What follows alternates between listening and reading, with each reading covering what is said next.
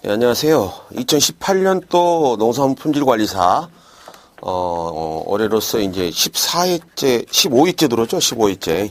벌써 15년이 됐네요. 1회 때부터 강의를 시작해서, 우리 그 협회 만들고 해온 지가 벌써 10년이 넘었습니다.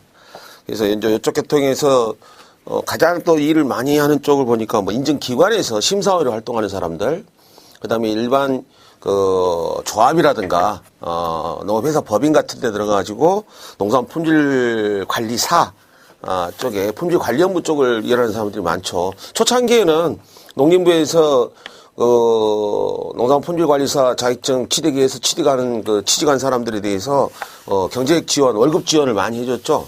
3년 동안, 3,600만 원에 해당되는 돈들을 지원해 줬었는데, 그것은 지금도, 진행형이고, 추후로 정권이 바뀔 때마다 농림축산 정책들이 대폭 변화가 이루어지잖아요.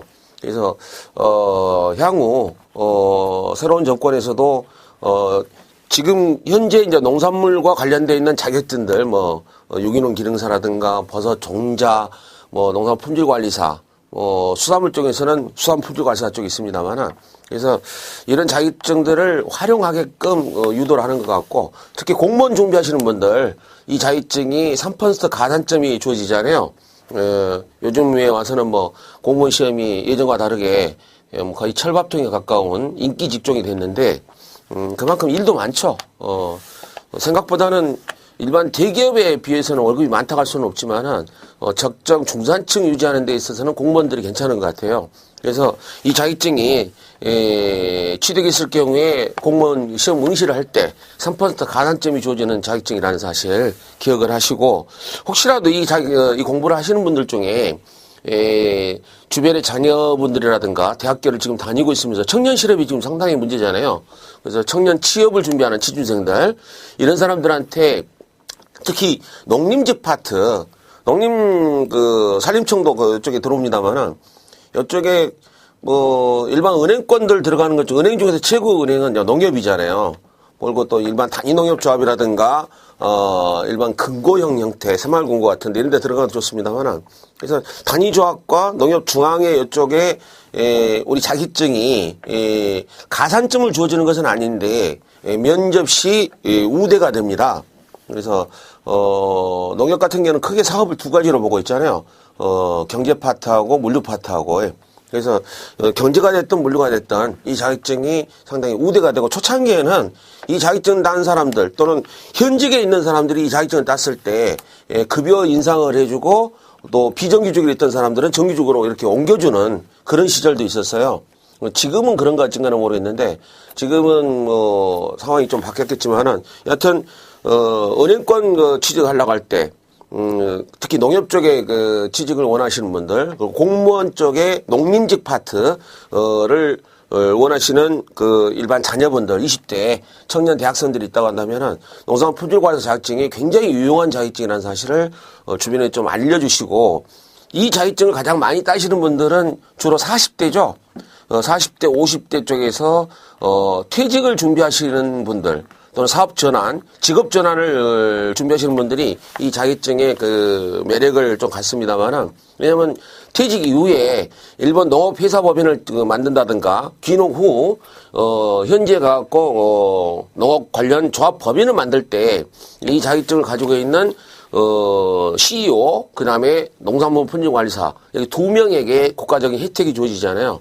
그래서 그런 것들도 있고 또 퇴직 후에 또 가장 많이 선호하시는 파트, 특히 40, 50대 분들이 많이 선호하시는 분들이 GFP 인증기관, 또는 GFP 관리시설, 이쪽에 창업을 좀 많이 생각하십니다. 그래서 대부분 산학 연계활동이라 해가지고 이 관련 자격증을 가지고 창업하신 분들이 소재하는 곳은 각 지역 대학에 산학 연계 빌딩에 들어가기 때문에 이런 자격증 가지고 있는 분들이 GFP 인증기관을 설립해가지고 활동을 하고 있어요. 그래서 앞으로 공부를 하시게 되겠지만은 우수농산물 관리 제도 파트의 GFP 인증뿐만이 아니고 인증기관 파트에 여러분들이 좀 주목을 해주실 필요가 있어요. 특히 40, 50대 있는 분들은 이건 창업과 관련되어 있기 때문에요. 그래서 그런 부분들을 말씀드리고 싶고 일단은 시험을 합격해야 되니까 시험과 관련된 부분 약간 설명을 해드리면요. 저희가 농산물품질관리법의 관련 법령이라고 되어 있는데 법령은 세 가지 법으로 되어 있죠.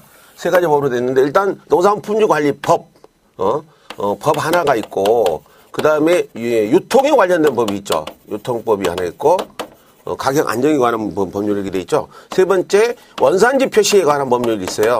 이 세 가지 법을 합쳐가지고 세 개의 법이 25문제 출제가 되는데 품질관리법은 총 14개 문제가 나오고요. 유통관리법은 19개 문제가 나오고 원산지 관련법이 2개가 출제가 됩니다.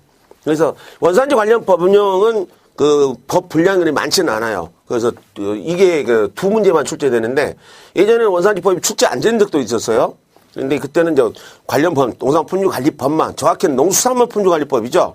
근데 우리는 수산물 쪽은 우리가 배우질 않기 때문에 특히 품질 인증 부분, 이 부분에 대해서는 우리가 수업을 하진 않습니다. 배우지도 않고요. 그래서 단위법, 한 개 법으로 되어 있지만은 그 법 속에 들어있는 중에서 수산물과 관련된 부분은 다 빼냅니다. 그래서 그걸 발췌해서 빼버리고 나머지 부분만 가지고 공부를 하는데 그 법에서 14문제가 출제된다는 거죠. 제일 양이 많죠. 그리고 이 법은 특히 이 부분이죠. 이 법은 2차에서도 출제가 됩니다. 2차 출제도 돼요. 2차 출제 문제가 한 30문제 중에서 4문제 내지 6문제 정도가 출제가 된다는 거. 그래서 이 법은 다른 양도 많지만 공부할 때 집중을 좀 하셔야 돼요. 그리고 이제 여러분들이 이 자격증의 기본적인 아웃라인은 제가 말씀드렸습니다만, 향후, 공부를 하는 과정에서 특히 귀농을 준비하신다든가, 또는 취업을 준비하신다든가, 창업을 준비하시는 분들한테 어떤 도움이 될지 그 중간중간 수업 내용 중에서 제가 말씀을 드리도록 하겠습니다. 특히 30대에 있는 분들 있잖아요. 20대는 좀 그렇고, 30대 정도에서, 이렇게 귀농 희망하시는 분들 가보면, 귀농을 한다 해서 농사를 100% 다 하는 건 아니거든요. 투잡을 하는 경우도 많은데, 이렇게 시골 복귀를 꿈꾸신다면은, 각 지역별로, 시도 단위의, 영농, 농공 단지들이 있어요.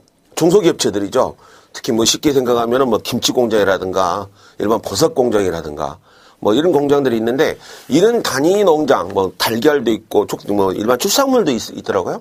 근데 그런 농공단지에 소재하고 있는 중소기업체에서, 우리 농산품질관리사 자격증 소지자들을 선호를 합니다.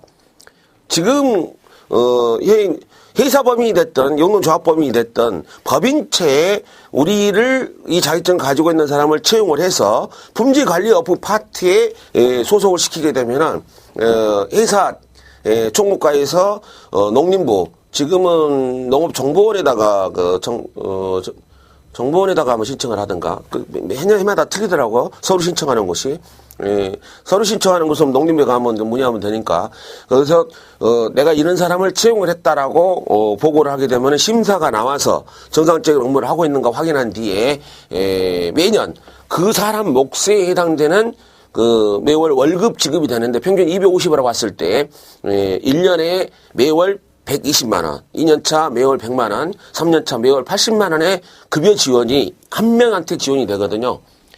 저도 소재가 충청도입니다만 충청도 관련 이런 농업회사법인 쪽에 이렇게 조사를 한번 해보니까 실제 이런 제도를 모르는 분들도 많아요. 사장님이 몰라요. 회사 직원도 모르고. 그런 경우에 저희가 국가의 고시문이라든가 공고문을 들고 그 회사에 가서 이런 제도가 있다. 거기에 나를 채용해달라라고 얘기를 했을 때 어차피 사람은 필요한 거니까.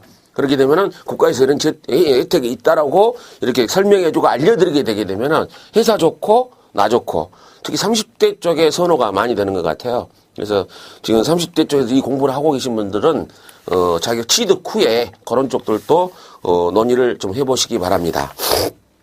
여러분들 에듀피디 자료실에 올라가게 되면요, 과거에 진행됐던 관련 혜택과 관련되는 정부 고지문이 있어요. 이미 자료실에 올라가 있으니까 그런 정보들도 참고하시기 바랍니다. 자, 지금부터 강의에 이제 본 강의에 들어가기로 하죠. 농산품질관리법 첫 번째 목적이 나와 있죠. 법은 어떻게 돼 있어요? 법이 처음 이 공부를 하시는 분들을 위해서 약간 얘기를 해드리면은 법이란 것은 우리나라에서 법 중에 제일 높은 법이 뭐예요? 헌법이잖아요, 헌법. 헌법을 기준으로 해서 하위법들이 나오게 되는데 국회에서 통과된 국회법이 있죠, 국회법.